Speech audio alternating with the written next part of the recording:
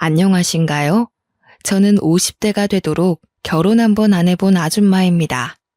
제가 평생 컴퓨터 켜서 이런저런 사연을 써볼 수 있다는 것도 모르고 산 사람인데 우연히 아는 분을 통해 라디오 한번 내보라는 말을 듣고 배워왔습니다.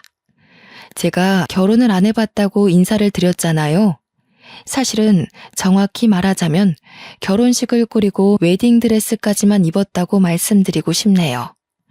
제가 바보같이 사기 결혼을 당했거든요. 그때 한참 속상했습니다. 그 기가 막힌 사연은 어디 내놓기 부끄러울 정도로 제가 참 바보 같았는데요. 속에만 담아두면 더 깊이 골마서 생생하게 기억된다며 어디 털어놓으라는 지인 말에 결심했습니다. 고민 많이 하다가 한번 써보게 되었네요. 글을 써가는 내내 서툴고 말씨 하나하나가 투박할 테지만 넓은 아량으로 들어주셨으면 합니다. 저는 30대 때 부모님을 두 분 다 여의었고 하나 있는 친언니와 단둘이 집을 구해서 살았어요. 그전에는 각자 독립하며 지냈는데 친언니가 사고로 형부를 일찍 잃어서 사별을 했거든요. 친언니 혼자서는 도무지 그 슬픔을 극복하지 못하길래 제가 같이 살자고 제안한 거였어요. 그 당시 저는 미혼이었습니다. 친언니랑 저는 2살 정도 차이가 났습니다. 언니랑 단란하게 살아온 지가 근 5년이 지났을 때, 그러니까 저와 언니가 둘 다 40대가 되었을 때 언니가 잔소리처럼 하는 말이 있었는데요. 너도 이제 결혼 생각해야지. 언제까지 내 뒷바라지 해주면서 살래? 나 이제 괜찮으니까 너도 네 인생 살아봐야 하잖아. 연애도 하고 결혼도 하고. 언니는 이미 결혼을 한번 해봐서 더 이상 생각이 없다고 하면서 항상 제게는 결혼을 추천했습니다. 언니도 형부가 살아있을 때는 결혼이 참 좋았다고 하면서요. 그냥 식구가 주는 안정감과는 다르다면서 제게도 배우자가 있을 때 행복을 알게 해주고 싶다고 하네요. 그런 달콤한 말에도 저는 딱히 관심이 안 가더라고요. 결혼에 대한 선망이 전혀 없었습니다. 언니는 제가 자기 때문에 인생을 허비하고 있다고 생각했는데 저는 전혀 그렇게 생각하지 않았거든요. 언니랑 지내면서 제 나름 삶이 즐거웠고 또 가족과 함께 지내니까 옛날 생각나서 좋았단 말이죠. 언니한테 그렇게까지 말해봤는데도 언니는 제가 50 되기 전에는 꼭 남자를 붙여줄 거라고 신신당부를 하지 뭡니까? 저는 그런 언니를 더 말릴 생각은 없었어요. 사실 그냥 하는 말인 줄 알았거든요. 그런데 역시 말렸어야 했나 봅니다. 제 기준에 언니가 그렇게까지 하면서 제게 남자를 찾아주려고 한 줄은 상상도 못했어요. 당시 제가 40 중반 정도였는데 나이가 제 나이 정도면 매칭 아니고서야 남자를 만나기 힘들다는 겁니다. 자연스럽게 만나려면 이상한 동호회를 가입해야 하는데 거기는 너무 위험해질 수 있으니 너무 위험 요소가 많으니 차라리 돈 주고 믿을 만한 결혼정보 회사에 등록하는 게 좋다고 하대요. 이때 설마 싶었습니다. 무슨 돈까지 들이면서 남자를 만나냐고 됐다고 손사래를 쳤는데도 언니는 꼭 죽기 전에 해봐야 하는 게 결혼이라면서 저를 업체에다 등록해버렸지 뭐예요. 저는 생전 그런 것에는 발 담글 생각이 없었던 사람입니다. 그렇게까지 남자를 만나고 싶지도 않았고요. 언니가 이미 등록하고 와서 저한테 사실을 말해줬는데 괜히 남사스럽더라고요. 다 늙은 나이에 결혼정보회사라니. 당시에는 창피해서 얼굴이 다 빨개졌습니다.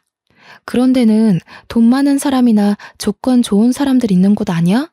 아니면 젊은 사람들이나 희망이 있지.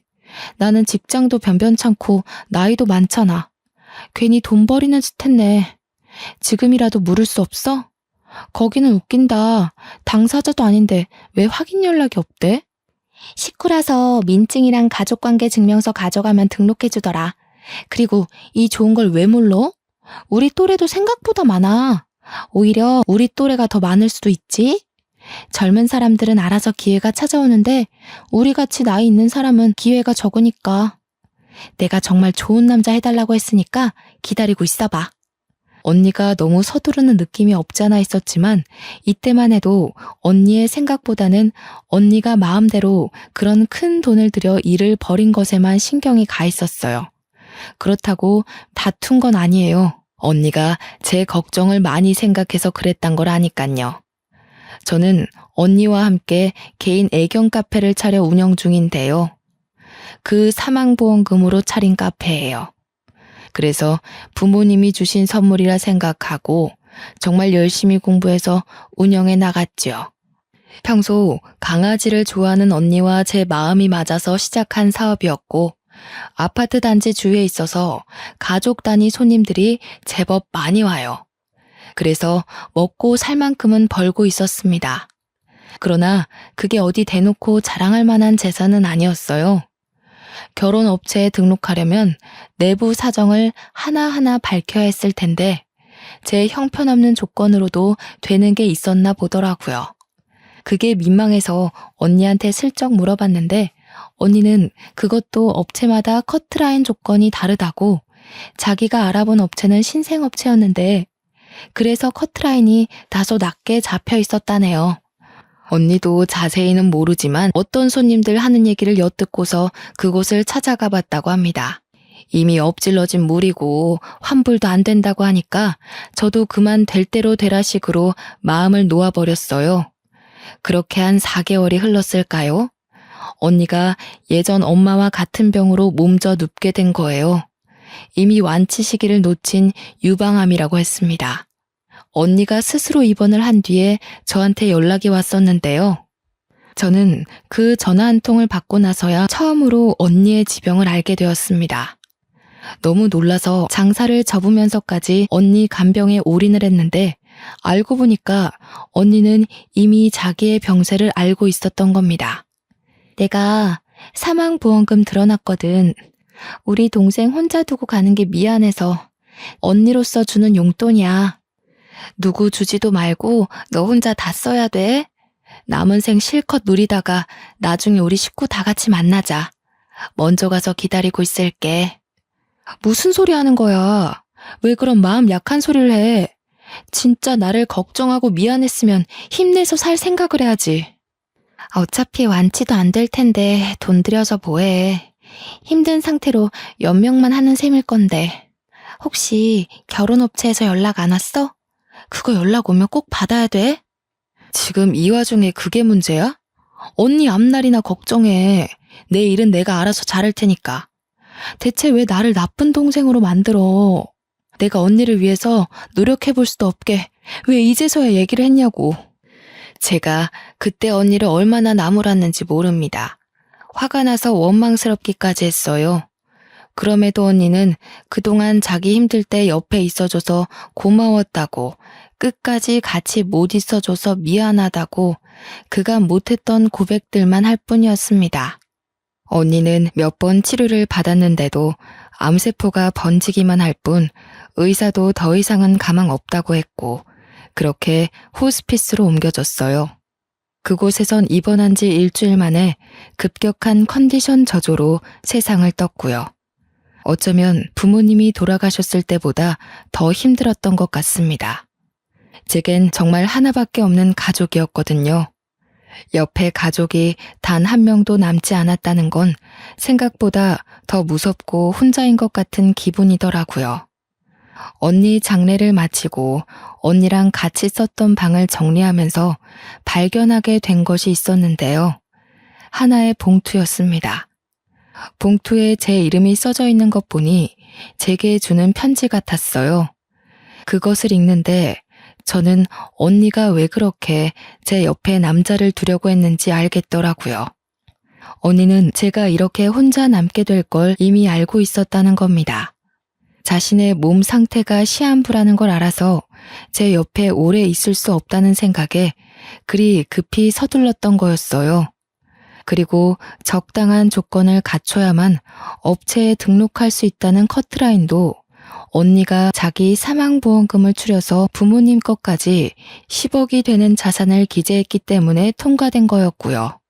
저는 그 편지를 붙잡고 한자리에서 또 얼마나 울었는지 몰라요.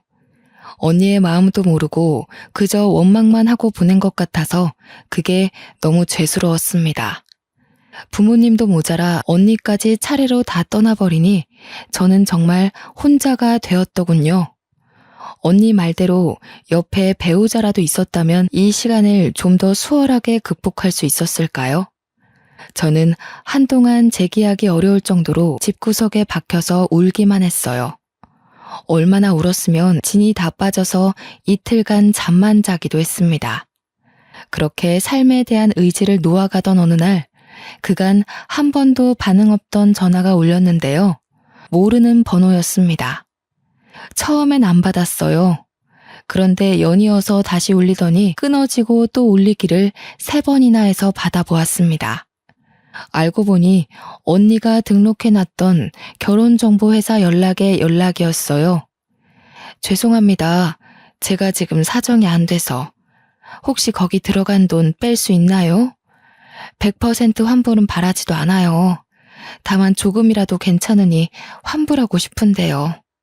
정확한 언니 사정을 얘기하기가 그래서 최대한 양해를 구한다는 식으로 물어봤는데 역시나 돌아오는 답변은 어렵다는 말뿐이었습니다. 어쩌면 업장에서는 당연한 입장이잖아요. 그래서 저는 더 기운 빼서 환불받고 싶은 생각까진 없었습니다. 그렇다고 언니가 애써준 마음을 버릴 수는 없지 않습니까? 그래서 저는 언니가 주는 마지막 선물이라는 생각을 하며 할 수 없이 업체가 매칭해주는 남자를 만나게 되었습니다. 첫 번째 만남이 언니 장례를 마치고 처음으로 외출을 한 날이었어요. 가족을 모두 보낸 제 세상은 슬픔에 멈춰 있었는데 바깥 세상은 아무렇지 않게 돌아가고 있더라고요. 당연한 일인데도 그게 한편으론 서운하고 허탈했네요. 선자리에서 만난 남자의 첫인상은 굉장히 신사답고 깔끔했습니다. 원래 성격이 밝은 편인 건지 제가 우중충한 표정을 짓고 있어도 남자는 자리에서 내내 웃음을 잃지 않더군요. 아직까지 결혼을 안 하셨다고 들었어요. 40대 중반이시면 제법 늦은 나이인데 혹시 특별한 이유가 있으세요? 말씀하시기 불편한 이유면 대답 안 하셔도 됩니다. 그냥 결혼 생각이 없었어요. 언니가 형부랑 사별해서 같이 살았는데 그렇다 보니까 굳이 결혼해서 가정을 꾸리고 싶은 마음이 안 생기더라고요. 외롭지 않아서 그랬던 것 같아요. 아이고, 그렇구나. 그렇긴 하죠. 가족이 옆자리를 메워주니까 굳이 생사람 만나서 새 가정을 꾸릴 필요는 못 느꼈을 수도 있죠. 그럼 지금도 언니랑 같이 살고 계세요? 아니요. 언니는 지난주에 좋은 곳으로 갔어요. 그래서 제가 지금 누구를 만나고 싶은 마음의 여유가 없어요. 제 태도 때문에 혹시 기분 나쁘셨다면 사과드릴게요. 저도 참 청승 맞았네요. 굳이 언니 사정까지는 얘기할 필요는 없었는데 저의 골마있던 속이 자꾸 입 밖으로 튀어나와 버리더군요. 남자는 무슨 죄겠어요. 그저 좋은 인연 만나고자 나왔을 텐데 저와 매칭이 되는 바람에 시간 낭비, 돈 낭비하게 된 셈이 아닙니까? 저는 눈물이 그렁그렁 맺히는 걸 얼른 티슈로 닦으려고 찾는데 남자가 먼저 제게 건네주었습니다. 그런데 문제는 그 손길이 너무 따스해서 위로받는 느낌이 들어 저도 모르게 눈물을 쏟은 거예요. 저는 남자분에게 고맙다고 고개를 숙인 채 좀 심하게 울었습니다. 상대방 입장에서 짜증내며 자리를 박차고 나갈 수 있다고 생각해요. 그래서 남자분이 어떤 질타를 던져도 감안하고 남자가 먼저 나가면 저도 이 자리를 뜰 예정이었거든요. 그런데 남자는 끝까지 제 곁을 지키며 티슈까지 더 챙겨와 주는 거 있죠. 초면이라지만 솔직히 고마운 마음밖에 없었습니다. 혼자라고 생각했는데 누군가 곁에서 손을 내밀어 주니 그 순간 짧게나마 숨통이 트이는 것 같았어요. 저는 생각 외로 후회했던 것만큼 좋은 시간이었지만 남자는 아니었을 거라 생각했습니다. 당연히 다음 기약은 기대도 안 하고 있었어요. 그냥 하루 위안받고 온 날이라고만 여겼죠. 그러나 그날로 다시는 저를 안 볼 거라 생각했던 그 남자에게서 연락이 온 겁니다. 현주 씨 뭐 하세요? 오늘 저녁에 붉은 달 뜬대요. 같이 보러 가실래요? 주소 알려주시면 제가 모시러 갈까 하는데. 아, 저는 그냥 집에서 쉬려고요. 죄송합니다. 연락 주실지는 몰랐는데 지난번엔 너무 죄송했어요. 저보다 더 좋은 분 만나서 좋은 인연 이어갔으면 해요. 현주 씨, 저도 현주 씨처럼 소중한 사람을 먼저 보냈어요. 결혼하려고 했던 사람이 현주 씨 언니분이랑 같은 암에 걸려서 저도 많이 힘들었거든요. 하지만 내가 살아야만 사랑하는 사람들이 위해서 마음 편히 쉴 수 있지 않을까요? 집에서 소가리만 하고 있으면 하늘에 있는 식구들 속이 더 굶어요. 아마 현주 씨 언니분도 현주 씨가 잘 살길 바라고 있을 거예요. 그 남자가 건네는 따스한 위로에서 언니가 멀쩡한 정신일 때 해줬던 마지막 말이 떠올랐습니다.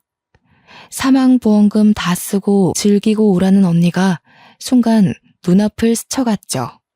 제가 가진 전 재산은 언니 사망보험금에 엄마 아빠 사망보험금까지 총 액수가 10억 정도일 겁니다.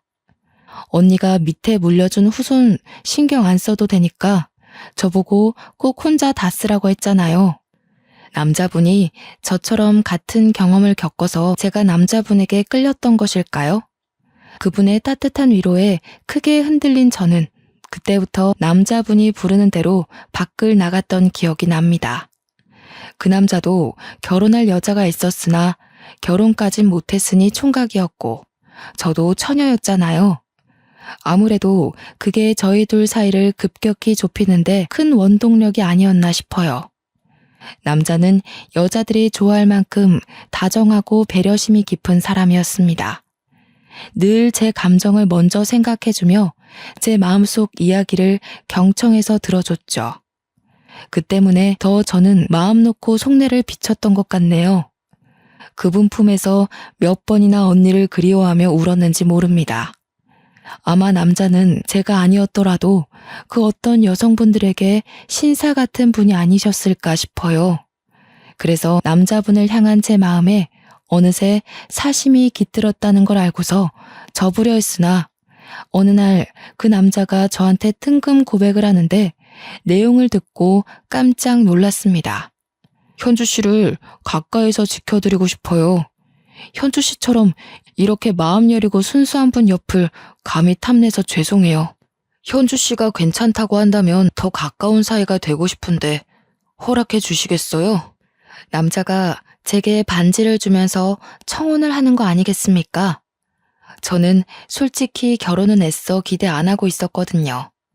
제가 워낙 많이 울기도 했고 마음에서 언니를 쉽게 보내주지 못해서 남자분이 좀 지쳤을 거라고 생각했으니까요. 그래서일까요?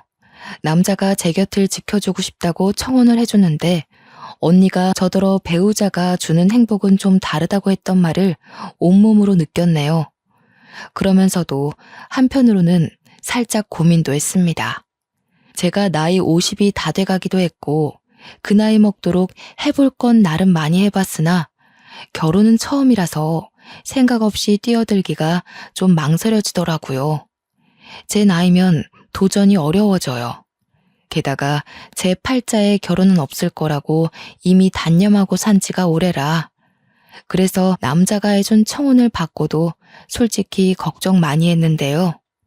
문득 집에서 가족 사진을 보다가 결혼이란 낯선 세계로 뛰어들어 보길 마음먹게 되었습니다.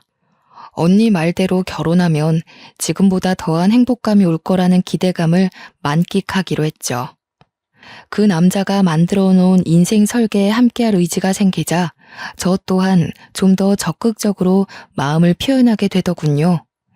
남자는 제가 한 번도 받아보지 못한 이벤트도 많이 해줬어요. 이런 것에 대한 로망도 딱히 없이 살았는데 막상 받아보니까 너무 사랑받는 기분이더라고요.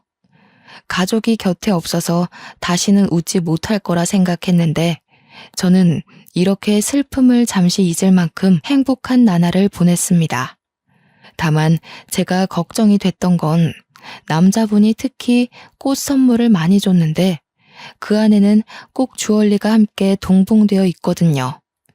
이게 한두 푼 하는 게 아닐 텐데 기념일도 아닌 날마다 이렇게 선물을 주니 남자에게 부담이 되진 않을까 싶어 걱정되는 거 있죠. 희석 씨, 왜 자꾸 돈을 써요? 이게 다 얼마래?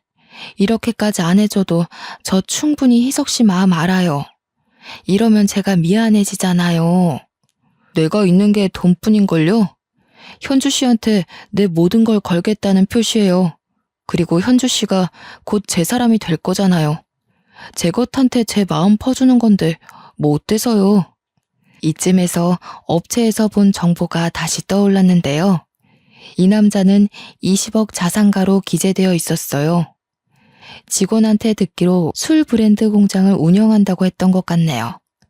그래서 정말 이만한 돈이 부담되지 않을 만도 했죠. 또 남자 말대로 저희는 곧 결혼을 하게 될 사이니 서로에게 주는 마음의 표시는 우리 모두의 것이 되는 거나 다름없다는 말도 일리가 있더라고요.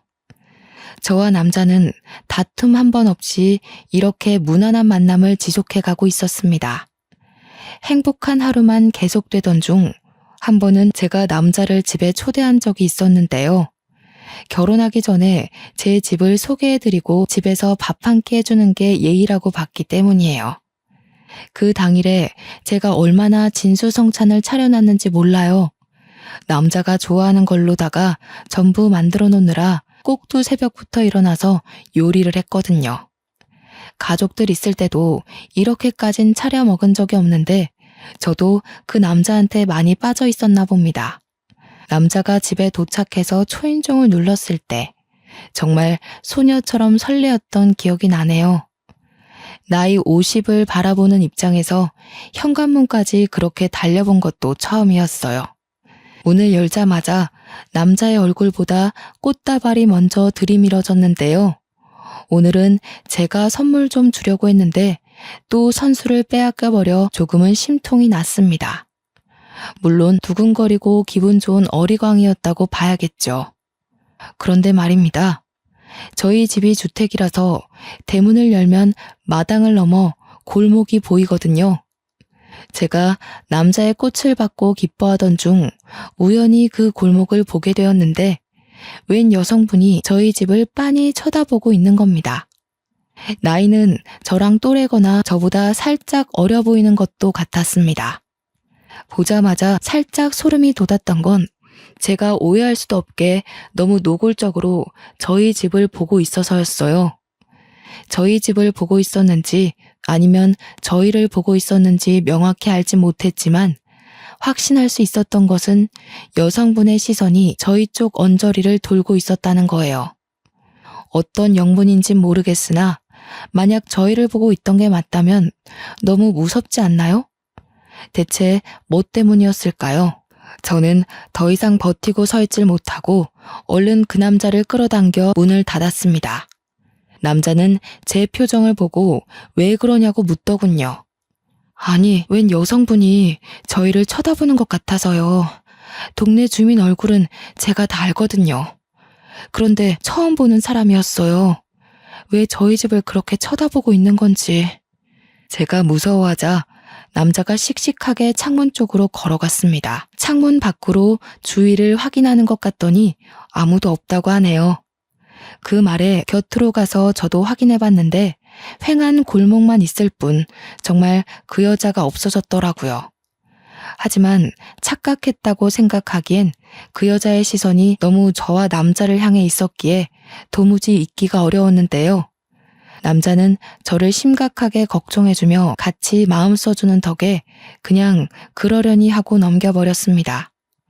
좋은 날인데 괜히 저 때문에 분위기 망쳐지는 건 원치 않았거든요. 그렇게 근 10개월이 지난 후 저는 그 남자와 결혼식을 올렸습니다. 당시 저는 결혼식 전날 밤부터 설레서 잠을 청하는 게 어려웠어요. 결혼식 전날 밤이라 그런지 마음이 많이 싱숭생숭하더라고요.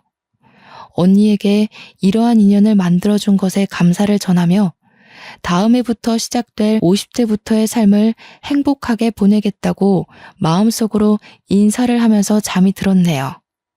결혼식 당일은 아침부터 기대가 가득했던 오전이었는데요. 결혼식에선 오랜만에 보는 친구들을 대거 만났던지라 하루 종일 뜬구름 같은 마음으로 들떠 있었습니다. 그런데요, 사람들 발길이 뚝 끊긴 시점에서 지인이 아닌 모르는 여자가 신부 대기실로 들어오는 겁니다. 다들 당황했던 건 신부와의 만남 시간이 한참 끝난 후였기 때문이죠. 직원분들이 나서서 들어오면 안 된다고 말렸지만 제가 괜찮다고 해서 마주하게 되었는데요. 못 보던 분인 것 같은데 혹시 신랑 쪽 하객이세요? 제 신랑은 아마 지금 입장 준비하느라 바쁠 거예요. 식장 입구에 한번 가보시겠어요? 네, 신랑분 보러 왔습니다. 제 신랑이 다른 여자랑 결혼한다길래 찾아와 봤어요. 기억하실지 모르겠는데 저는 신부님 한 번 뵌 적 있거든요. 제가 신랑 명의석 와이프입니다. 저는 순간 제가 잘못 들은 줄 알았습니다. 근데 주변 직원들도 웅성거리는 것 보면 잘못 들은 게 아니라는 거겠죠. 여성분은 곧바로 울먹이기 시작하더니 다짜고짜 제 앞에 무릎을 꿇더라고요. 그러면서 그 여자가 하는 말에 저는 이 결혼을 할 수 없다는 걸 눈치채고 말았네요. 제발 결혼하지 말아주세요. 뱃속에 아이가 있어요. 희석 오빠 아이예요. 원하신다면 아이 태어나고 친자 확인서도 드릴게요. 여자가 대놓고 저더러 결혼하지 말아달라 사정하면서 자신의 신세를 얘기했는데요. 그 순간 머리를 한 대 맞은 느낌이라서 머릿속이 하얀 도화지가 되더군요. 그러니까 이 여자가 하는 말은 지금 제 신랑이 혼인신고 없이 이미 결혼을 한 사람이었고 자기가 제 신랑 부인인데 집안 사정이 어려운 실정이었고 제 신랑이 돈을 구하기 위해서 학위 조작, 재력 조작, 신분 조작을 해서 업체에다 등록했으며 돈 많은 여자 꿰어서 재산 빼먹으려고 했다는 내용이었습니다.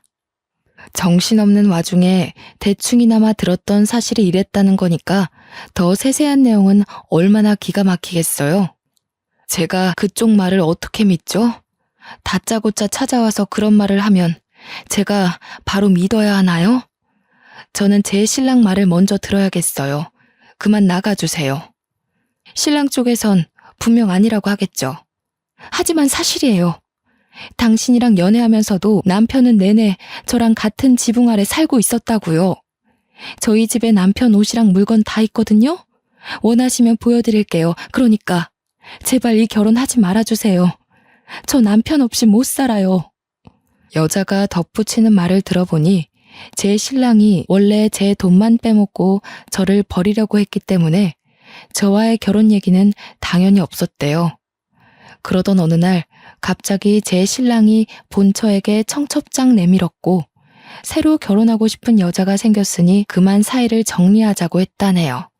뱃속에 아이까지 생긴 여성분 입장에선 이혼을 받아들일 수 없어서 제 결혼식장까지 찾아온 거라고 울부짖었습니다. 이렇게 얘기를 듣던 중 저는 순간적으로 딱 떠오르는 잔상이 있었는데요. 이 여성분이 저를 본 적 있다길래 그게 무슨 말인가 내내 머릿속에 남아 있었거든요. 그런데 바로 그때 그 여자가 아니겠습니까? 신랑을 집에 처음 초대했던 날 섬뜩하게 저희 집을 빤히 쳐다보고 있던 여자 있잖아요. 바로 그 여자였다니까요. 그걸 알고부터 제 상태는 더더욱 붕괴되어 버렸습니다.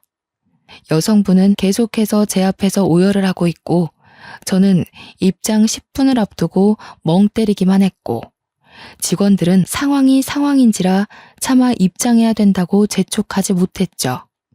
그때 참 타이밍 나쁘게도 제 신랑이 신부 대기실을 방문했는데요. 입장하기 전이라 무척 떨리는지 제 얼굴을 보러 잠깐 들렸더라고요. 환하게 웃고 있던 신랑 얼굴이 저와 여자를 번갈아 보는 순간 확 굳어버리는데 저는 신랑의 그 얼굴 하나만으로 이 여성분이 했던 말이 전부 진실이라는 걸 알아버렸습니다. 신랑 표정이 알아서 말해주는데 그걸 눈치채고 알아보는 것조차도 제겐 괴로운 일이더군요. 당신이 여긴 어떻게? 이 여자가 진짜? 여기가 어디라고 쫓아와? 내가 허튼 짓 하면 가만 안 둔다고 했지. 할 말 있으면 나를 찾아오라고 했잖아. 심지어 제 신랑은 여태 제가 보지 못했던 험악한 모습으로 여자를 질질 잡아 끌기 시작했는데요. 다정했던 신랑의 모습이 모두 거짓이었다는 것도 여기서 밝혀진 셈이었죠. 여성분은 자기 신랑한테 우악스럽게 끌려가면서도 신랑한테 계속 매달리며 사정을 했습니다. 어떻게 당신 애를 보고도 이럴 수가 있어? 어떻게 나한테 이래? 돈만 구해온다고 했잖아. 나랑 우리 아이 행복하게 해준다고 했잖아. 닥쳐. 현주 씨 미안해. 내가 얼른 쫓아내고 올게. 이 여자가 뭐라고 했든 믿지 마. 내가 다 설명할 테니까 잠시만 기다려. 예비 신랑과 여성분이 그대로 대기실을 나갔고 저는 턱 막혀있던 숨을 토해내면서 동시에 눈물까지 터져 나왔습니다. 직원들이 휴지를 가져와 제 눈물을 닦아주었어요. 거기다 대고 저는 흐느끼며 부탁을 했죠. 경찰 좀 불러주세요. 선생님들, 저 사람들 좀 잡아가달라고 해주세요. 죄송합니다. 저 때문에 헛고생하셔서 죄송해요. 직원들은 저를 달래주면서 위로의 말도 같이 전했어요. 그리고 경찰 부르는 걸 잠깐 망설이는 듯 했으나 곧 속속들이 움직임을 보였습니다. 이 모든 초토화가 고작 10분이란 짧은 시간에 일어났던 일들이에요. 제가 경찰을 불러달라고 애원했을 때는 이미 결혼식 입장 시간이었던 겁니다. 상황을 뒤늦게 한 사회자가 아마 결혼식을 중단했을 거예요. 하객들이 자리를 정돈하고 뜨던 와중 식장에 신랑과 신부가 아닌 경찰이 난입했었는데요.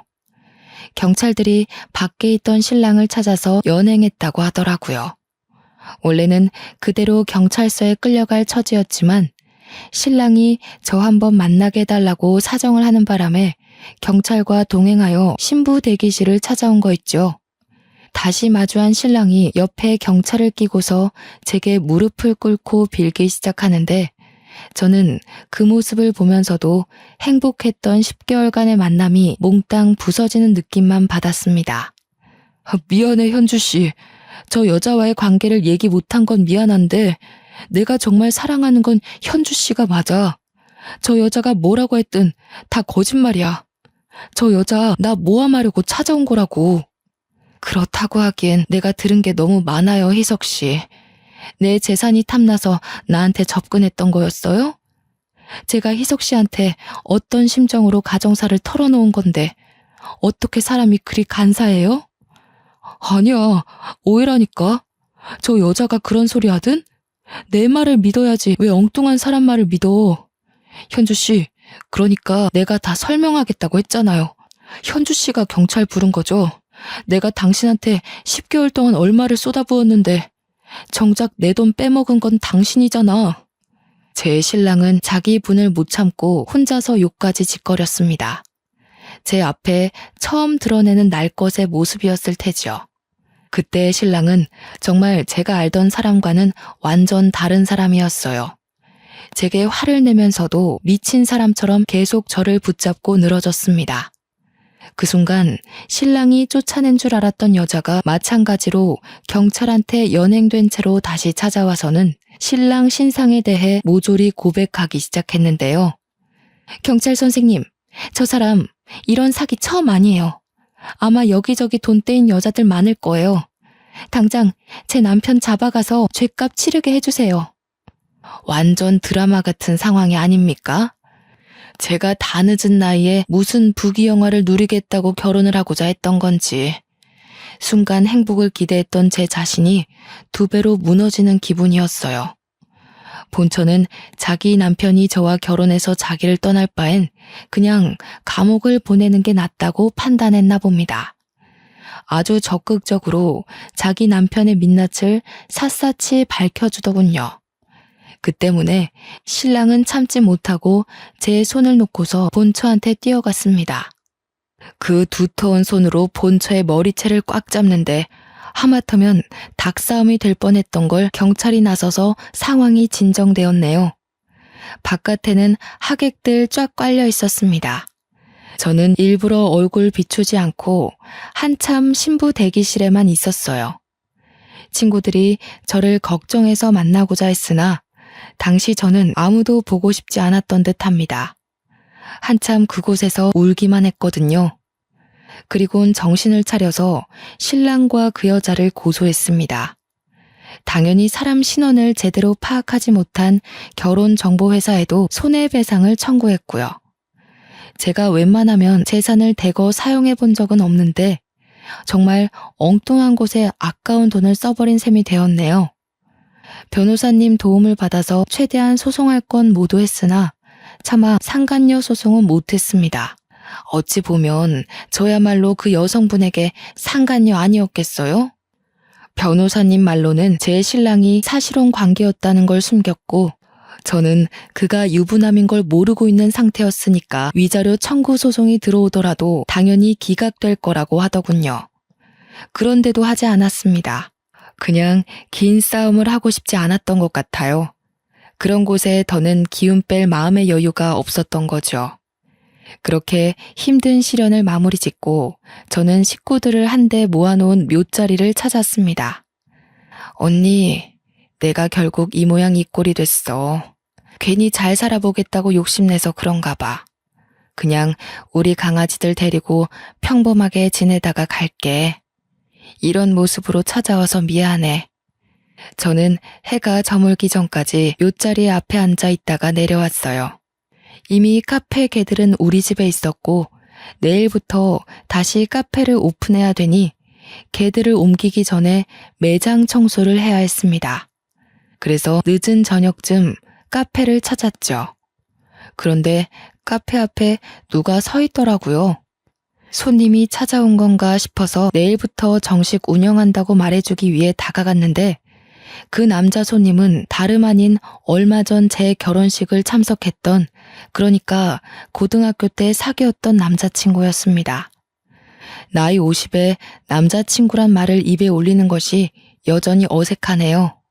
안 오는 줄 알았는데 네가 이 카페 주인 맞지? 전화를 해볼까 하다가 고민하고 있었거든. 시간 되면 얘기 좀 할 수 있을까? 저와 이 친구는 고등학교 때 사귀었다가 서로 붙은 대학이 멀어 자연스레 헤어진 경우였는데요. 어쩔 수 없이 헤어진 거라 당시에는 엄청 힘들었는데 시간이 약이라 잊을 수 있었던 기억이 나요. 나 여기 아파트 살고 있거든. 지난번 지나가다가 너 우연히 보고 설마 했는데 맞구나. 조금 더 빨리 용기 낼 걸 그랬다. 친구가 저와 대화하고 싶다고 해서 저는 우선 카페 문을 따고 들어가 음료를 대접했습니다. 결혼식 때 왔다고 했는데 저는 못 봤거든요. 그렇다면 신부 대기실에 인사를 오지 않았다는 건데 왜일까요? 혼자 의문을 가지고 있던 찰나 친구가 하는 말에 모든 게 이해가 되었습니다. 결혼식일 많이 힘들었지. 내가 너를 좀 더 빨리 알아봤다면 네가 그런 고생은 안 했을 텐데. 혹시 지금은 만나는 남자 있어? 너만 괜찮으면 나 너랑 다시 시작하고 싶어. 조금 놀랐습니다. 친구가 제게 아직도 마음이 있는 줄은 몰랐거든요. 결혼식 때 제게 인사하지 않은 이유도 다 저에 대한 미련을 떨치지 못했기 때문이었던 거죠. 친구는 저를 첫사랑이었다고 칭하며 한 번도 저와 함께했던 순간처럼 설렘을 느껴본 적이 없다고 하더군요. 너무 오래된 마음이기도 했고 저를 만날 용기가 없어서 내내 마음 한켠에 두고 살다가 친구들을 통해서 제 결혼식을 알게 되었다고 해요. 결혼하는 저를 보고 그만 자기도 완전히 저를 잊으려고 했으나 제 결혼이 틀어진 걸 보고선 자기는 그걸 기회라고 봤다는 겁니다. 힘든 일 겪어온 사람 앞에서 이런 소리해서 미안해. 그런데 지금이 아니면 내가 또 나중에 후회하고 있을 것 같아서 찾아왔어. 그랬구나. 그런데 어쩌지? 난 이제 결혼할 생각이 없어. 나야말로 미안해. 나는 그냥 우리 강아지들이랑 같이 사는 게 제일 행복하다는 걸 알아서 더는 다른 것에 욕심내지 않기로 마음먹었거든. 저의 조심스러운 거절에도 친구는 괜찮다고만 했습니다. 꼭 결혼을 해야만이 서로가 함께 있을 수 있는 거 아니지 않냐고. 그냥 옆에만 있게 해달라고 하네요. 관계의 정리는 같이 지내면서 언제든 바뀔 수 있으니 억지로 관계를 정의 내리는 건 자기도 싫다고 하면서요. 그날은 제가 차마 확답은 주지 못하고 헤어졌는데요. 그 뒤로도 친구랑 같은 아파트라서 그런지 자주 보게 되었습니다. 친구는 제게 부담되게 다가오거나 선을 넘지 않았어요. 와서 손님이 많으면 카페 일을 도와주기도 했고 강아지들 관리에도 큰 보탬이 되어 주었어요. 그렇게 3년이 지난 현재까지도 저와 친구의 관계는 제자리 걸음 중입니다. 친구는 아직도 제 카페에서 개들이랑 시간을 보내고 저와 얼굴 마주하는 게 좋기만 하다고 하네요. 참, 친구도 아직 결혼을 안 했대요. 다른 여자한테 마음이 안 간다는 이유만으로 계속 결혼을 미뤄왔다고 하더라고요. 그렇다고 또 제게 결혼을 언급하는 건 아니었어요. 친구의 감정이 어떤지 제가 먼저 궁금할 정도로 친구는 자신의 마음을 묻어두기만 했죠. 남자한테 크게 당해서 결혼식까지 망쳐본 제가 바보 같게도 또 남자한테 흔들리고 있으니 얼마나 한심합니까? 감정이 앞서는 이 마음을 억누르는 것도 참 힘든 일이더군요. 그러면서도 한편으론 모른 척 제 감정이 시키는 대로 넘어가 볼까 싶기도 해요. 이 감정을 한 번 더 믿고 가봐도 되는지 지금은 그 생각으로 고민이 깊습니다. 사연을 이렇게 써내려가는 게 맞는지 기억을 떠올려보며 작성하느라 시간이 좀 오래 걸렸습니다. 남들에게 제 이야기를 전하는 게 역시 보통 일은 아닌 듯 싶네요. 하늘에서 허락해주는 제 세월이 어디까지인지 모르겠으나 제가 조금은 두려움을 걷어낼 필요가 있는 걸까요? 다른 사람들은 저 같은 상황을 직면했을 때 보통 어떤 결정을 내리는지 궁금합니다.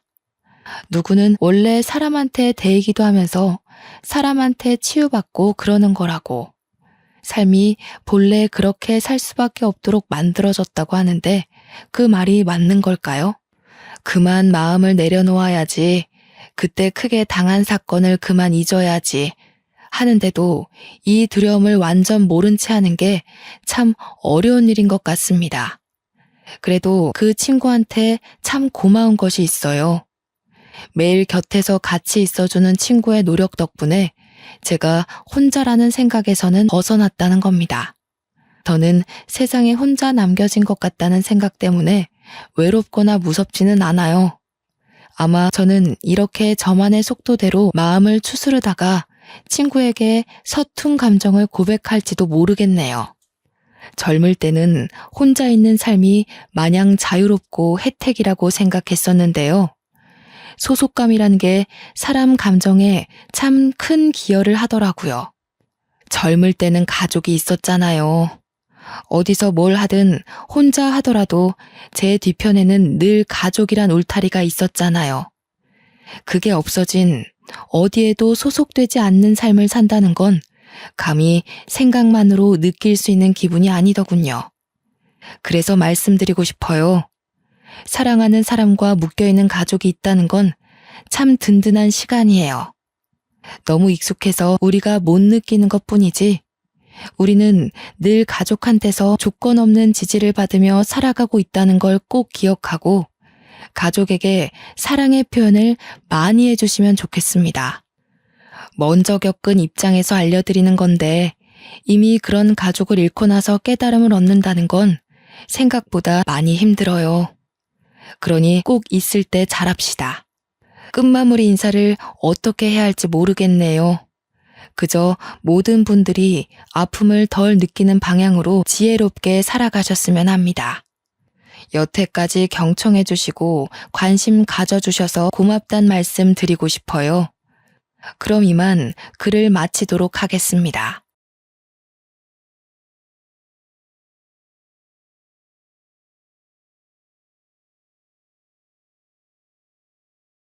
안녕하세요. 저는 올해 36살인 미혼 여성입니다. 제 사연은 결혼이라든지 예비 신랑이라든지 그런 내용은 아니고요. 가족 이야기입니다. 저는 딸만 셋인 집에서 막내딸로 태어났는데요. 위에 언니들은 연년생이고 저만 언니들과 한 9살에서 10살 정도 차이가 납니다. 이 얘기를 하면 주위에서는 막내딸의 늦둥이라서 사랑 많이 받고 자랐겠다고 부러워들 했지만 그 말을 들을 때마다 저는 그저 웃으며 자리를 피합니다. 저는 남들이 부러워할 만한 애정을 받아본 적이 없거든요. 오히려 그 반대로 부모님의 무관심 속에서 컸어요. 부모님 원망도 많이 했는데 오늘 이 시간을 통해서 부모님을 향했던 어리석은 미움을 털어버리고자 컴퓨터를 켰습니다. 저는 딸 집안의 막내딸로 태어나 아직 미혼인 상태인데요. 반면 언니들은 둘 다 시집을 갔습니다.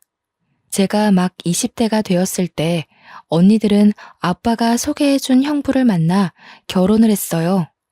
저희 집에는 우리 자매가 상당히 꺼려하는 엄한 아빠가 있고 친구처럼 편한 엄마가 계십니다. 언니 둘은 결혼을 해서 집을 나가고 없으니 저만 부모님과 같이 살고 있었어요. 언니들이 집에 없으니까 부모님의 관심이 그나마 저한테 집중되었는데요. 자식이라고 저밖에 안 남았으니 집중할 수밖에 없어서 옛다 애정 받아라 그런 느낌으로 관심을 받았던 기억이 납니다. 원래부터 그렇게 자라왔기 때문에 이 서운함조차 저는 익숙한 사람이었습니다. 우리 집엔 아들이 없어서 부모님한테 장녀가 너무 중요했고 연년생인 둘째 딸의 뒷심 또한 장녀 못지않게 중요한 존재로 대우받았어요. 제가 초등학생일 때 부모님은 고등학생 언니들에게 휴대폰을 해주고 교복 맞춰주고 학원 보내준다고 돈을 왕창 쓰시고 제게는 떡볶이 한 컵 사주신 적이 없으세요. 제가 중학생일 때는 학원은커녕 언니들 취업 때문에 정신없어서 저를 돌봐주지 않았죠. 또 제가 대학을 입학할 당시에 부모님은 언니들 결혼 혼수 대준다고 돈을 쏟아붓던 시기라서 여윳돈이 바닥난 상태였습니다. 제게 첫 등록금만 내주시고 나머지 등록금은 제가 따로 장학금을 받거나 알바해서 번 돈으로 메꿔 넣었죠. 언니들이 학교 다닐 때는 아빠가 직장인이었거든요. 그래서 언니들은 학교 다닐 때 알바 한번 해본 적 없고 등록금뿐만 아니라 용돈까지 챙겨받았던 걸로 기억해요. 저 때는 아빠가 퇴직했던 때라 아빠 힘에 부쳐서 해주고 싶어도 그럴 수 없었다는 거 이해합니다. 그래서 저도 따로 불평을 늘어놓지 않았어요. 물론 저는 집에서 거의 없는 존재나 마찬가지여서 사춘기 투정 부릴 곳조차 없긴 했어요. 언니들 뒤에 가려서 매일 혼자 스트레스 풀고 놀고 그랬습니다.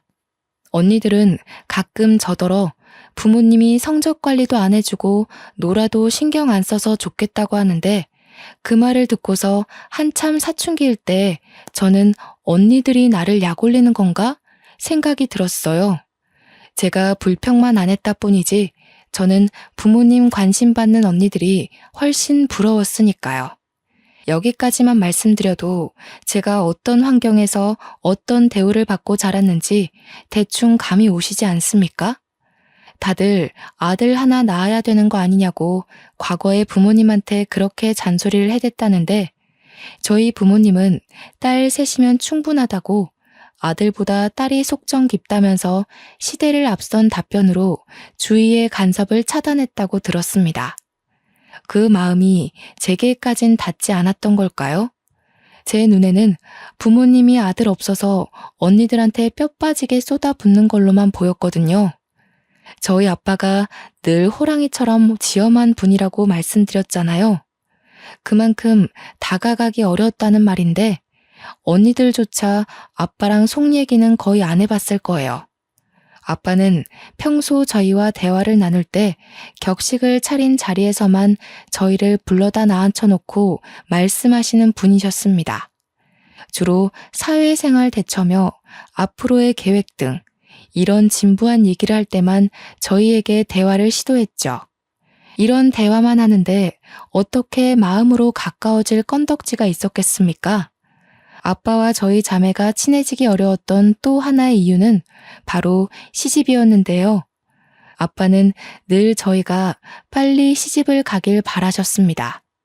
아빠는 택배를 하는 공무원이셨는데 정년 퇴직하기 전에 축의금 뿌린 거 거둬야 된다고 언니들이 나이 30대고 나서부턴 그렇게 결혼하라는 말을 입에 달고 사셨어요. 그래서 언니들은 그 성화에 못 이겨 아빠가 붙여주는 남자와 결혼을 서두르다시피 했습니다. 저는 말씀드렸다시피 언니들과 나이 차이가 좀 있어서 당시에 20살이었던 제게는 아빠가 차마 결혼하라고 재촉 못하더군요. 언니들이 나이 40일 때 저는 그때서야 30대가 되었는데요. 그쯤에는 아빠는 당연히 퇴직하고 연금을 받고 있었고 저는 돈을 보태어 부모님께 생활비를 드리며 직장 생활을 하고 있었습니다. 그런데 제가 30살이 되니까 아빠가 이젠 제게도 슬슬 결혼 얘기를 하시더라고요. 너는 언제까지 시집도 안 가고 이렇게 살 거니? 어디 좋은 남자 없어? 네 나이 되면 주변에서 소개팅도 들어오고 한다던데 어째 너는 그런 것조차 하나 없냐? 나는 아직 결혼 생각 자체가 없어. 주위에서 소개팅 들어와도 내가 안 받겠다고 하니까 아빠가 모르는 거지. 결혼하고 싶은 사람이 생기면 그때 돼서 생각해 볼게. 그게 언젠데? 아빠 죽으면 그때 갈래? 부모 하나 없이 결혼하면 그것도 요즘은 흠이다. 널 늦게 낳아서 그렇잖아도 우리가 사돈 될 사람보다 나이도 많을 텐데 우리 죽고 없으면 너 누구 손잡고 식장 들어갈래? 무슨 말을 또 그렇게 해. 그럼 내가 아무 남자 붙잡고 결혼했으면 좋겠어? 아빠 말대로 시기 맞춰서 억지로 결혼했는데 만약 불행하면? 그건 내 책임이라고 할 거야? 아빠는 결혼이 급하지 않다는 제 생각을 충분히 알 텐데도 저만 보면 결혼 얘기를 꼭 꺼냈습니다. 그래서 최대한 아빠와 말다툼하지 않으려고 아빠가 결혼 얘기할 낌새를 보이면 그 자리를 급히 피하곤 했죠. 그렇다 보니 예전보다 더 아빠와의 대화가 줄어들었어요. 엄마는 아빠가 퇴직하는 바람에 요즘 일도 없고 집에만 있어서 적적하다고 말동무 좀 되어주라고 하는데 저도 그러고 싶었어요. 그런데 매번 결혼 얘기로 이어지니까 선뜻 아빠한테 다가가는 게 좀 꺼려지더라고요. 한 번은 아빠의 쓸쓸함을 위해서 부모님이랑 함께 모처럼 소주 한잔 하는 시간을 가졌었는데요. 오붓하고 즐거운 분위기를 만끽하고자 했던 건데 아니나 다를까 아빠가 또 결혼 잔소리를 하는 겁니다.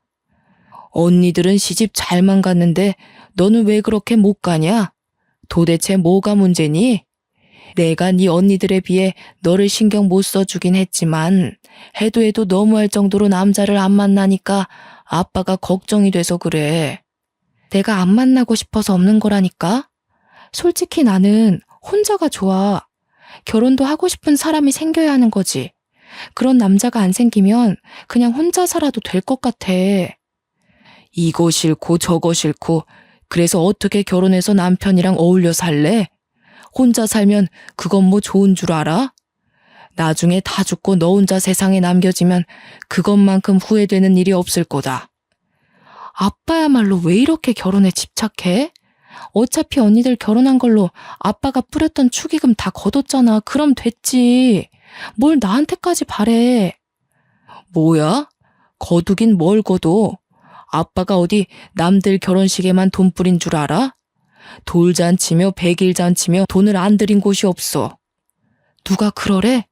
그래서 내가 일찌감치 말해줬잖아. 나는 결혼 생각 없으니까 더 이상 돈 뿌리지 말라고. 아빠 멋대로 계속 뿌리고 다녀놓고 왜 나더러 그걸 갚으라는 건데? 적당히 좀 해.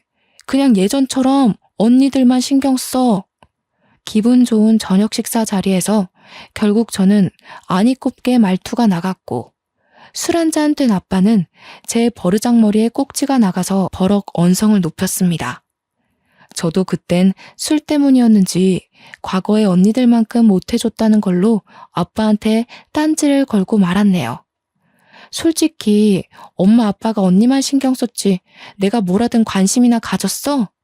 난 상 같은 거 받아와도 그걸 가방에서 꺼낸 적이 없었어. 왜 그런지 알아?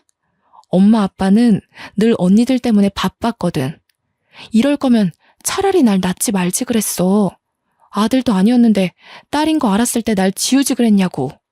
이 녀석이 아무리 우리가 너한테 신경을 못 써줬다고 하더라도 말버릇이 그게 뭐야?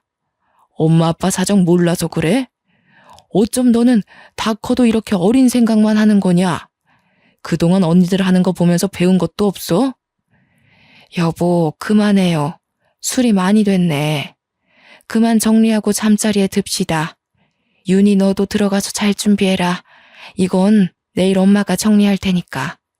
엄마가 제지하는 덕에 아빠와 저는 그쯤하고 그칠 수 있었으나 저는 그날로 아빠를 멀리했습니다.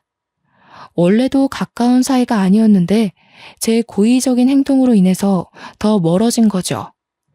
그렇게 아빠한테 삐친 채로 말 한마디 안 하고 지낸 지 한 달이 지났을까요? 회사에서 일하고 있었는데 엄마한테 전화가 오더라고요. 엄마는 보통 제가 근무 중인 거 알아서 그 시간에는 전화를 안 걸어요. 그런데 그날따라 연달아 2번이나 전화 오길래 받아봤는데요. 다름 아닌 아빠가 교통사고로 병원에 있다는 연락이 아니겠습니까? 놀란 저는 근무지에 얘기하고 얼른 병원으로 달려갔습니다. 가니까 엄마가 아직 눈 못 뜨고 있는 아빠 옆에서 아빠 손을 잡고 앉아 있더라고요. 어떻게 된 거냐고 물어보니까 엄마가 망연자실한 표정으로 말씀하셨어요. 네 아빠 곧 생일이잖니. 신발 하나 사주려고 택시 타고 백화점 가는데 웬 중앙선을 넘어온 차가 우리 택시 쪽으로 돌진하는 거야. 기사님이 그걸 피하려다가 콘크리트 옹벽을 들이받았어. 지금 기사님도 많이 다쳐서 가족들 오고 난리도 아니었다. 사고 때에 아빠랑 기사님 쪽으로만 강하게 부딪혀서 엄마는 무사했다고 들었습니다. 엄마도 이마랑 팔꿈치 쪽에 작은 타박상이 있었지만 엄마가 이건 아무것도 아니라면서 아빠 어떡하냐고 눈물을 보이시더라고요. 저도 마음이 안 좋았어요. 의식을 못 찾고 계시는 거면 가벼운 사고는 아니란 거잖아요. 또 아빠가 호흡기를 끼고 있는데 어떻게 마음이 아무렇지 않을 수 있겠습니까?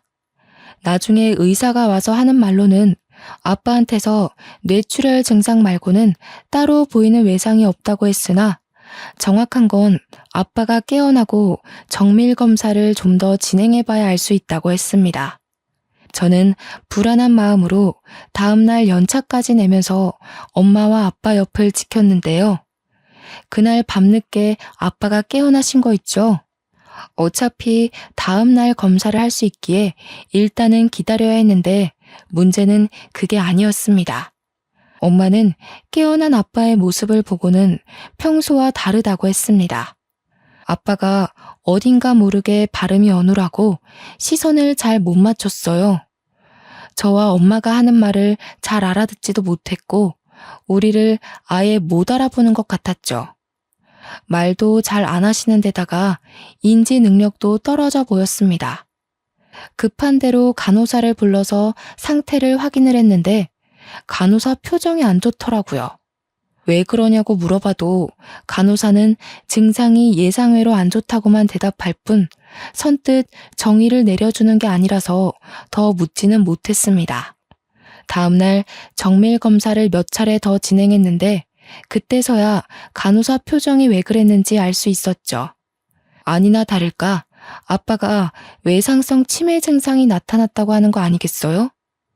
교통사고 후유증이라는데 사고로 인해 뇌신경이 크게 흔들려서 손상이 되어버렸다고 합니다. 그날로 아빠는 62살이란 젊은 나이에 조기 치매 판정을 받았습니다. 완전 집안의 날벼락이 떨어진 셈과 같았죠. 엄마와 저는 너무 큰 충격을 받아서 한동안 크게 상심했습니다.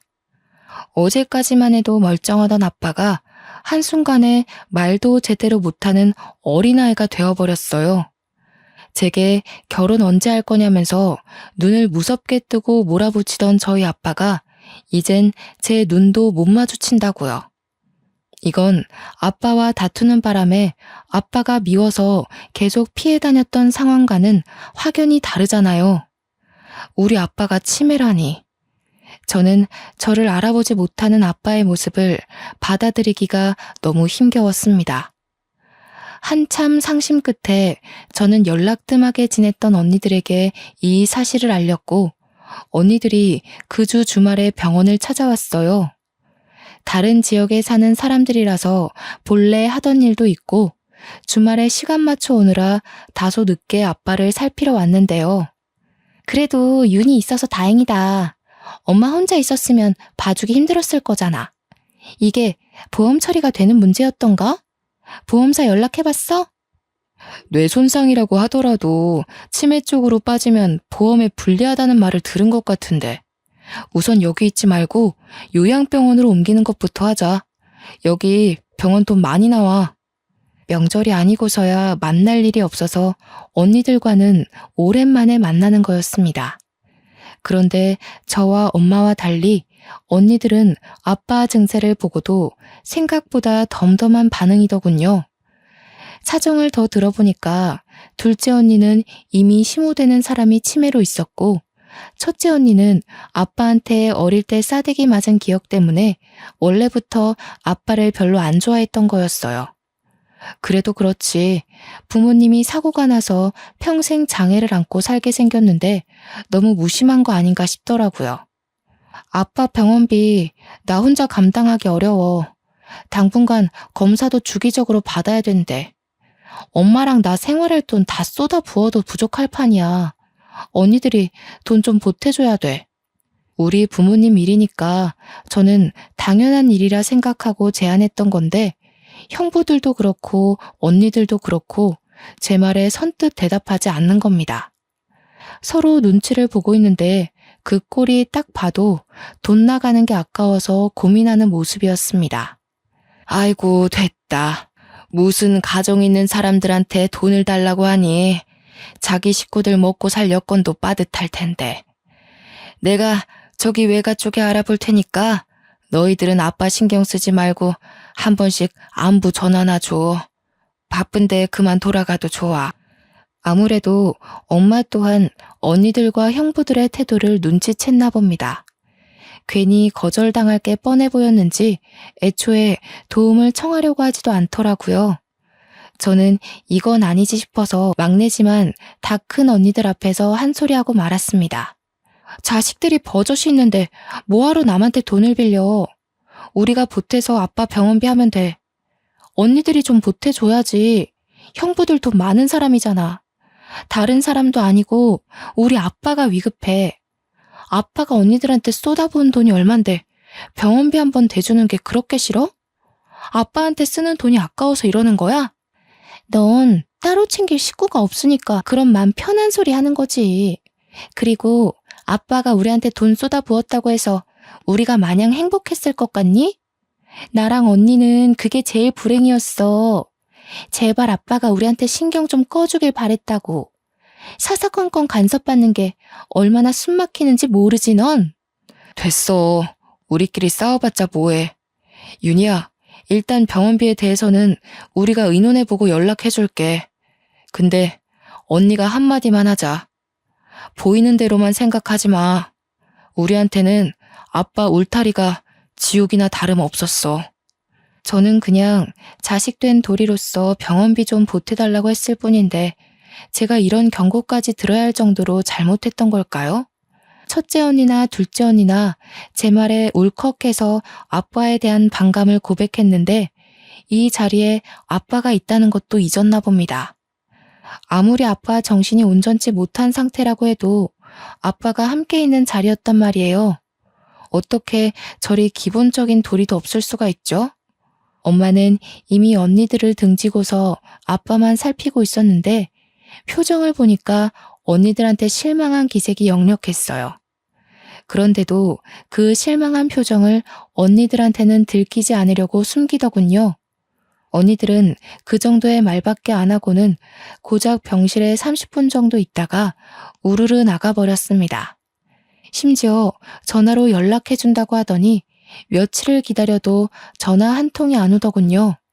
그래서 제가 작은 언니한테 먼저 전화를 걸었습니다. 내 돈이 아니잖아. 나도 그날 집에 내려가는 길에 네 형부랑 많이 다퉜어. 지금 합의본 액수가 한 100만 원이거든? 더는 어려워. 100만 원? 아니 병원비에 앞으로 요양비까지 들어갈 돈이 많아. 그럼 나랑 엄마는 손가락 빨면서 지내? 아무리 출가 외인이라지만 너무하는 거 아니야? 그럼 어떡하라고. 네 형부 엄마도 치매 환자야. 이미 거기에도 돈 엄청 들어가. 가뜩이나 애들 학비까지 대줘야 돼서 우리도 예전만큼 넉넉지가 않다고. 저도 무턱대고 돈을 달라고 할 생각은 없었지만 작은 언니가 말하는 태도가 너무 기분 나쁘더라고요. 그래서 몇 분을 더 따지고 들었던 것 같습니다.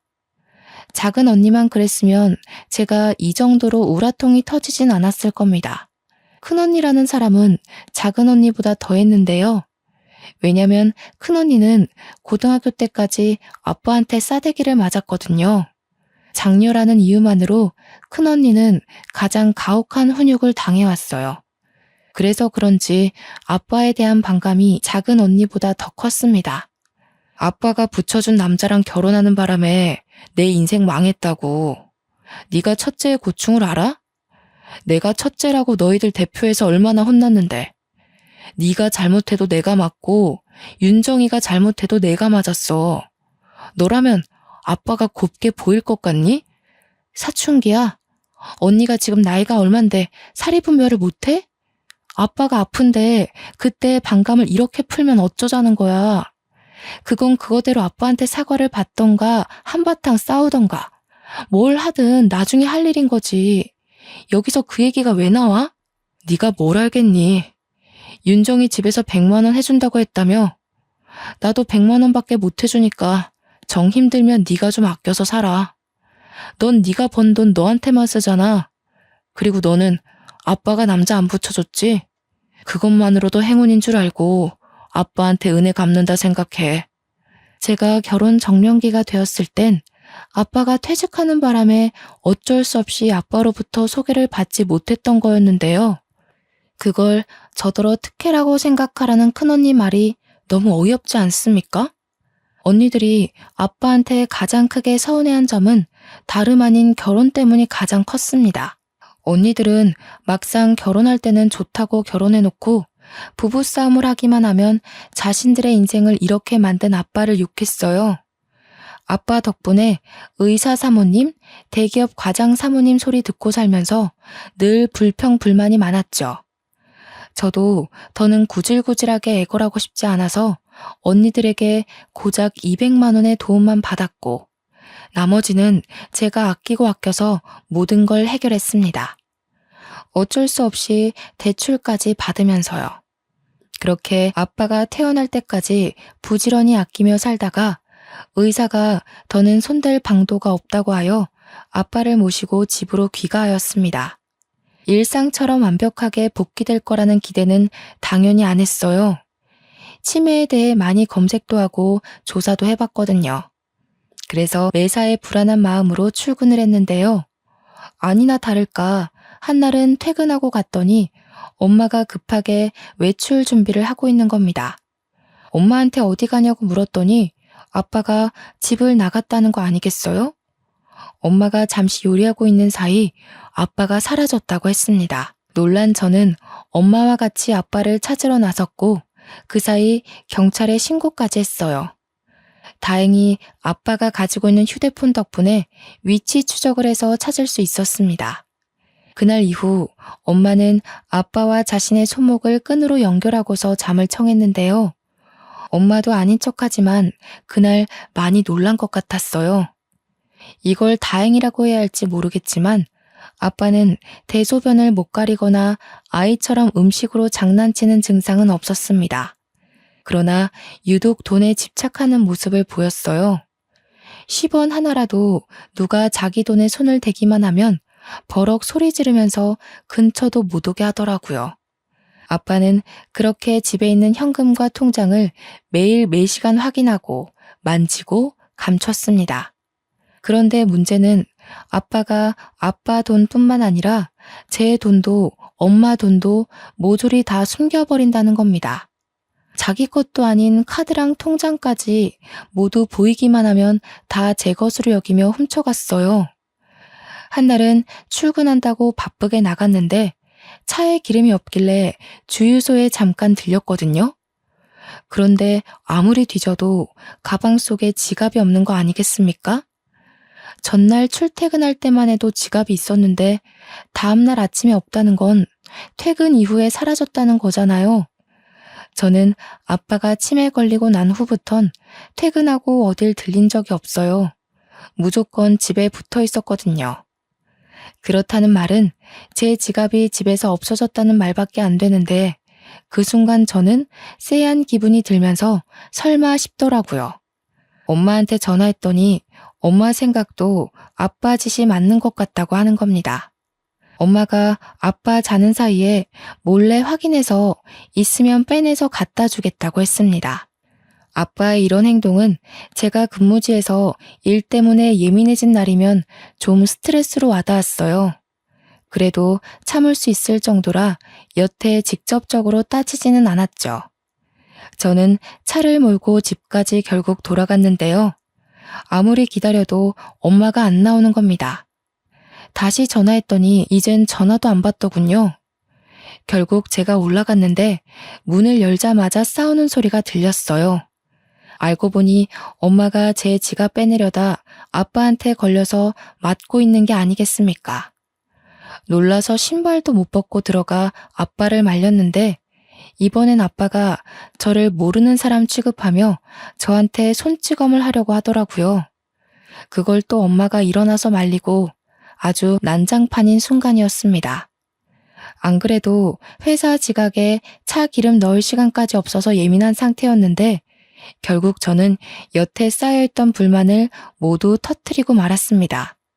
제발 좀 그만해, 아빠. 우리 힘들어. 아빠 때문에 안 그래도 살기 힘들다고. 아빠가 이렇게 우리 숨통 조르지 않아도 엄마랑 나 죽을 것 같이 힘들어. 아빠 때문에 나 회사 잘리면 아빠 뭐 먹고 살 건데? 우리 어떻게 살아가냐고. 제발 그냥 가만히 좀 있어주면 안 돼? 아무것도 하지 말고 제발 좀 얌전히 있어. 그러면 안 되는 줄 알지만 제가 울면서 악을 썼더니 아빠가 올리고 있던 손을 내리더군요. 그리곤 엄마를 밀치고 다시 제 지갑을 들고 가 꽁꽁 숨기는 짓을 이어갔어요. 말이 안 통한다는 건 이미 아빠가 치매 판정을 받았을 때부터 알았던 사실인데 그 순간엔 알고 있는 그 사실마저 모든 게 원망스럽더라고요. 저는 그 자리에서 한참이나 서럽게 울었습니다. 다 포기하고 아무것도 안 하고 싶었어요. 그땐 차라리 아빠를 요양병원에 보낼까 생각도 했어요.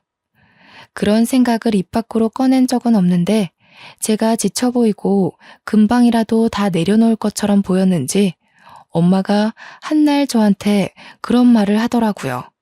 우리 윤희한테는 해준 게 없는데 엄마 아빠가 참 모질게도 끝까지 이러지?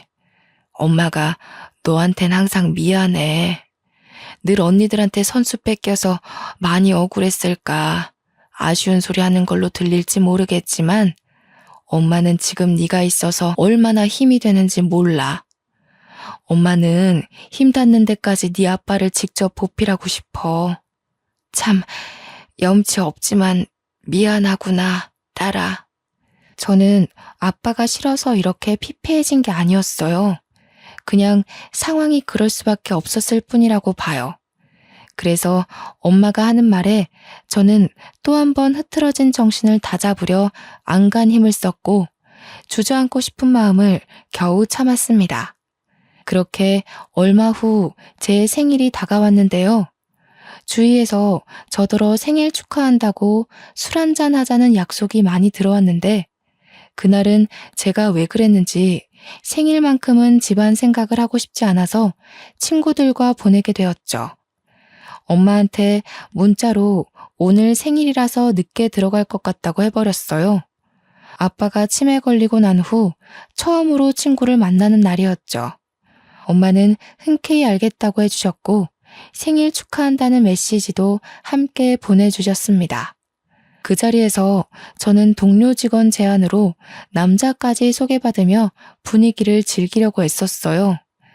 다들 저를 세상에서 가장 중요한 사람처럼 치켜 세워주며 태어난 것을 축하해주는데 시궁창 같던 삶에 빛 한 줄기가 새는 느낌이더라고요. 아, 그래. 나 원래 이렇게 살았지. 바깥 세상은 이리도 아무렇지 않게 돌아가고 있었지 싶었습니다. 그런데 그 즐거움을 만끽하는 것도 그리 길지 못했어요. 중간에 엄마한테서 전화가 왔는데 일단 한 번은 안 받았어요. 그리고 두 번째 왔을 때는 제가 문자로 답을 했는데요. 엄마한테서 바로 답장이 오더라고요. 아빠가 저를 찾으려고 집 앞에 나갔다가 사라졌다는 겁니다. 걱정은 되었지만 아빠가 사라지는 경우가 종종 있었기에 제가 우선 경찰에 신고하겠다고 엄마를 안심시켰습니다. 그렇게 몇 시간 후 이 차를 가기 위해 장소로 옮겨갈 때 엄마한테서 다시 걸려온 전화 한 통을 받게 되었는데요. 그날은 제 인생에서 가장 후회가 되고 아직까지도 제가 제 생일을 더 이상 축하하지 않게 된 계기가 된 날이기도 했습니다. 윤희야, 어떡하니? 네 아빠가 죽었다. 내가 잠시 네 아빠 모자 챙기러 올라갔다 온 사이에 네 아빠가 또 사고가 났어. 그런데 네 아빠가 숨을 안 쉬어. 윤희야, 어쩌니? 네 아빠 어떡하니? 그 전화를 받고 나서부터 제정신은 온전치 못했습니다. 어떻게 집까지 갔는지 구체적인 기억이 없어요. 그냥 어디 가냐는 동료들의 말에 미친 듯이 택시를 잡고 병원에 갔다는 느낌 정도만 남아있네요. 그렇게 찾아간 병원에서 저는 들어가기 전부터 아빠를 발견했는데요. 이전처럼 병실에서 호흡기 끼고 있는 아빠가 아닌 장례 차량으로 이송 중인 아빠를 발견한 거였어요. 천으로 똘똘 감싸져 있는 탓에 엄마가 아니었다면 아빠인 줄도 몰랐을 겁니다. 아빠는 뺑소니 사고를 당해서 그 자리에서 바로 눈을 감으셨다고 해요.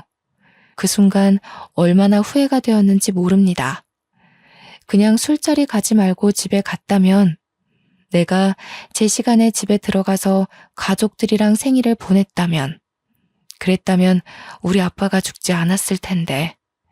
나 찾느라고 그 차가운 길바닥에 나갔다가 아프게 돌아가시는 일은 없었을 텐데. 자책이 깊어지자 후회의 눈물이 흘렀고 아빠가 돌아가신 게 모두 저 때문인 것 같아서 정신적으로 너무 힘들었습니다.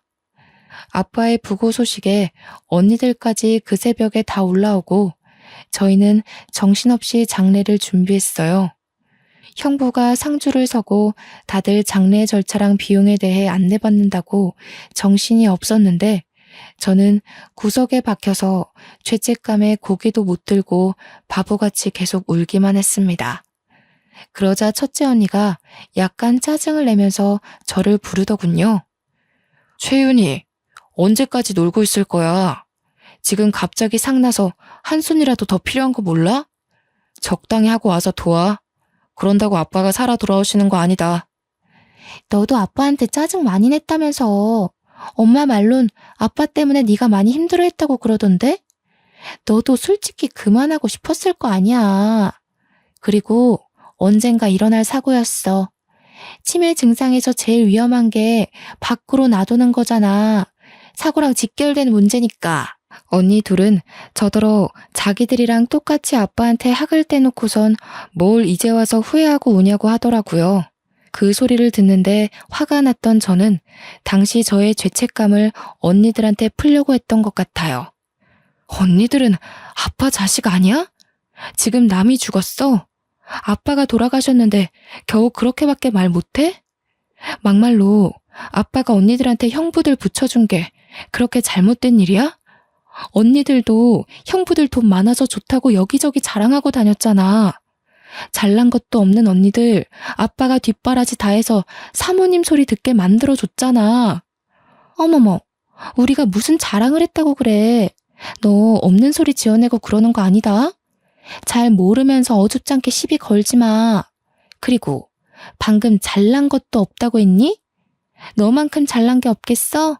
머리에 피도 안 마른 게 기어오르네. 아빠 방법이 틀렸다고 해도 나는 언니들이 그걸 이해해줄 나이가 됐다고 봤어.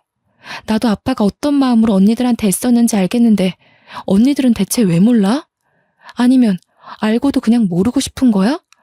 어떻게 그 나이 먹고도 철이 없을 수가 있어. 이게 술 먹고 왔다더니 돌았나. 조용히 안 해? 사람들 다 보는 데서 교양 없게. 너야말로 생일 파티한다고 철없이 술 먹다가 온 거잖아. 네가 술 먹는다고 늦게 오지만 않았어도 아빠가 밖을 나갔겠니? 그렇잖아도 제가 스스로 자책하고 있던 부분을 작은 언니가 콕 집어 얘기해주니까 순간 목구멍이 턱 막히더라고요. 당시에는 그랬어요. 아무리 이런저런 이유를 갖다 붙여도 아빠가 돌아가신 건 결국 저 때문이라는 결론밖에 내릴 수가 없었죠. 저제 이러지 말고 그냥 앉아서 쉬어. 우리가 다 할게. 그리고 이거 돈 필요하면 나한테 따로 연락해. 내가 처제라면 얼마든지 보태줄 수 있어. 형부가 슬쩍 제 손에 무언가를 쥐어줬는데 다름 아닌 돈이었습니다. 그러면서 제게 귓속말로 덧붙이는 말이 부르기만 하면 언제든지 서울로 올라온다는 겁니다. 아, 그러고 보니 현실 때문에 잠시 잊고 살았는데요. 제게는 언니들한테 말 못했던 엄청난 비밀이 하나 있었습니다. 큰형부, 작은형부 둘 다 제게 다른 마음을 품고 있었다는 거예요. 과거의 형부들은 하나같이 전부 언니들을 소개받고도 저한테 따로 관심을 보였습니다. 막내딸은 얼굴도 안 보고 데려간다는데 제가 딱 그 짝이었거든요. 제 입으로 이런 말 하기 좀 그렇지만 우리 세 자매들 중 제가 가장 외적으로 뛰어난 편이었어요. 부모님이 뒷바라지 팍팍 해줘서 잘 나갔던 건 언니들이었지만 주위 이웃이나 지나가는 사람들은 외적인 것 하나만 보고서 언니들이 아닌 제게 더 많은 관심을 주었습니다. 형부들도 마찬가지였죠. 비록 아빠를 통해서 언니들을 소개받았지만 사실 저와 결혼을 하고 싶었던 겁니다. 형부들은 언니들이랑 결혼하고도 신혼 초에 저한테 연락을 많이 보냈었어요. 저는 그 잘못된 관심을 받고도 언니들 가정을 파탄내고 싶지 않아서 그냥 모른 척 넘겼습니다. 당시는 제가 너무 어렸기도 해서 이 사실 자체가 그저 미안하더라고요. 그래서 언니들한테 영원히 숨길 비밀로 혼자만 알고 있던 사실이었습니다. 그런데 장례식장에서 저는 그 마음이 틀어지고 말았죠. 당장 이곳을 초토화시켜버릴 수 있었지만 저 또한 아빠한테 잘한 것 없는 입장이기에 일단 장례만큼은 조용히 치르고 싶었어요. 그래서 우선은 참고 넘겼습니다. 아마 언니들은 형부들의 흑심을 까맣게 모르고 있을 겁니다. 저 또한 형부들의 흑심이 여태까지 이어져 왔는지는 몰랐는데 이참에 잘 됐다고 봐요. 언니들 가정을 확실히 망쳐놓을 수 있을 것 같거든요. 차라리 제대로 인생 망해봐야 아빠도 욕먹는 게 덜 억울하지 않겠습니까? 그렇게 인정 없는 장례 절차를 마치고 집으로 돌아온 날, 저는 엄마랑 같이 아빠 물건을 정리했어요. 그때 엄마가 제게 무언가를 건네줬는데 저는 그걸 바로 알아볼 수 있었죠. 그건 다름 아닌 아빠가 그렇게 끼고 사수했던 통장들 중 하나였습니다. 받아. 아빠가 너 주려고 가지고 있던 거야. 너 결혼하면 줄 예단비인데 너 크면 꼭 챙겨줄 거라고 그렇게 꽁꽁 감추고 있었어. 코앞에 있던 자기 딸도 못 알아봤으면서 통장 주인은 꼭 너라고 내내 당부했거든. 엄마가 힘겨운 마음을 다잡고 말하기를 아빠가 평소 엄마한테 그랬대요. 막내한테는 언니들만큼 못해줘서 늘 미안한 마음을 안고 살고 있다고요.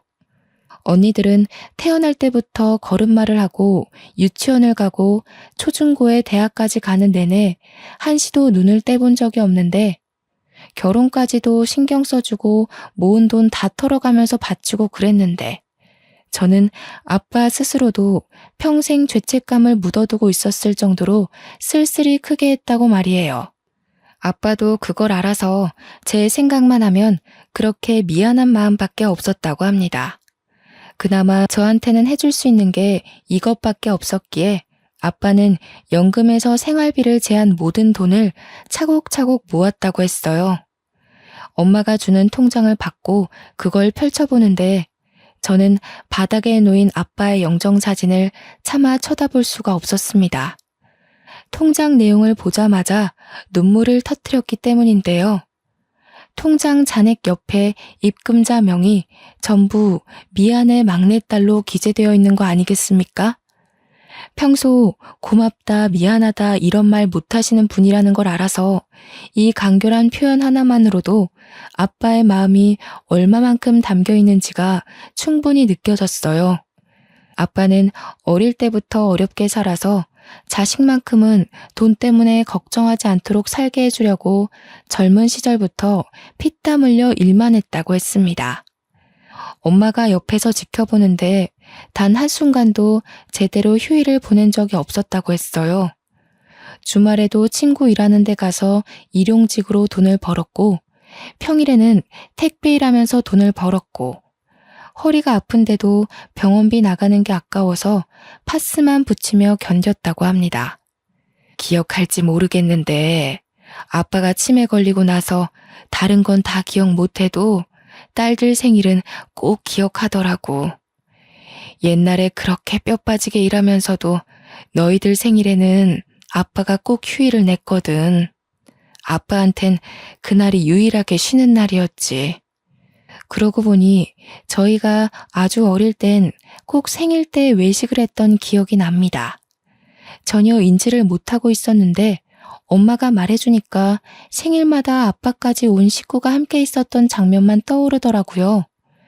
그래서 아빠 사망한 그날도 제 생일인 걸 알았던 아빠가 제가 늦게까지 집을 안 오니까 무슨 일 생긴 것 같다고 나선 거였다고 하네요. 이 말을 듣고서 저는 더없이 오열을 했습니다. 아빠를 너무 몰라줬던 것 같아서 마음이 아플 정도로 미워졌어요. 그러면서 동시에 언니들을 향한 증오는 갈수록 더 커지더군요. 그래서 저는 마음을 추스르고 난 후에 바로 일을 저질렀습니다. 형부들이 제게 전화했던 녹음 내용이랑 메신저 기록을 전부 언니 둘에게 보내버렸어요. 그 뒤로 언니들이랑 형부한테서 오는 연락을 받지는 않았지만 전화 오는 횟수로 보아하니 이미 집안이 풍비박산 난 게 아닐까 확신이 들더군요. 그리고 저는 연차를 연달아 내고서 엄마와 함께 휴양지로 가 마음을 더 추스르고 오기로 결정했습니다. 엄마랑 바로 다음날 집을 떠났어요. 언니들이랑 형부가 저희 집을 찾아왔을지도 모르겠네요. 이 글은 현재 태국에서 2주째 지내다가 시간이 나서 작성 중에 있습니다. 아빠가 돌아가신 지 아직 한 달도 채 되질 않았어요. 저와 엄마의 마음은 많이 괜찮아졌으나 그래도 아직은 시간이 더 필요할 듯합니다. 그리고 아빠가 제게 주려고 모았다던 예단비 있잖아요. 그걸 차마 다시 꺼내볼 용기도 없고 꼭 결혼을 해야만 쓸 수 있을 것 같아서 고이 모셔뒀습니다. 아빠가 원하는 대로 꼭 사랑하는 배우자와 결혼을 해서 훗날에도 아빠에게 받는 예단비로 기억하고 싶거든요. 아빠를 기억하는 평생이 가슴 미어지게 아프겠지만 저는 그래도 아빠를 잊고 싶지 않아요. 제 어리석은 마음 때문에 아빠를 외면하느라 못해드렸던 효도를 이렇게나마 갚아드리고 싶습니다. 영원히 아빠를 잊지 않고 마음으로 기억하면서 곁에 있는 것처럼 그리고 싶네요. 이렇게 아빠를 갑작스레 여의게 될 줄 알았다면 아빠랑 사진도 많이 찍었을 텐데 그게 가장 후회가 됩니다. 아빠랑 같이 찍은 사진이 단 한 장도 없더라고요. 사실은 아빠가 아닌 제가 너무 무심한 딸이 아니었나 싶습니다. 아직도 자꾸 아빠에게 모진말 했던 것만 기억이 나는데 이건 자식으로서 온전히 철없고 어리석었던 죄에 대해 벌 받는 거라고 생각해야겠죠. 제가 아마 제 생일을 다시 축하할 수 있을지 모르겠습니다. 축하를 받더라도 아빠를 꼭 찾아가 아빠와 함께하는 생일을 보내지 않을까 싶어요. 이제 와서 하는 말이 무슨 소용일까 싶지만 이 글을 쓰는 내내도 아빠가 너무 보고 싶습니다. 아빠한테 보고 싶다는 말을 해본 적이 없는데 그 처음이 하필 너무 늦어버려서 이렇게 허공에 대고 후회만 하고 있네요. 아빠가 다음 생에는 부유한 자식으로 사랑받는 남편으로 존경받는 부모로 태어났으면 좋겠습니다. 저희 같은 철부지 딸내미 말고 아빠의 마음과 노력을 알아주고 안아줄 수 있는 그런 가족을 만났으면 좋겠어요. 그리고 너무 늦었지만 마지막으로 아빠한테 한 번도 못했던 이 말을 전하고 싶습니다. 아빠, 키워주셔서 감사합니다. 가족을 위해 너무 수고하셨어요. 부디 위에서는 매일을 두 발 뻗고 편히 쉬시길 바래요. 우리 아빠, 내가 너무 사랑해. 안녕 아빠. 후회라는 게 이렇게 가슴이 아프네요. 다들 저처럼 벌받지 마시고 꼭 가족에게 꼭 사랑 표현 많이 해주셨으면 합니다. 이만 글을 마치도록 할게요. 긴 글 감상해주셔서 감사합니다.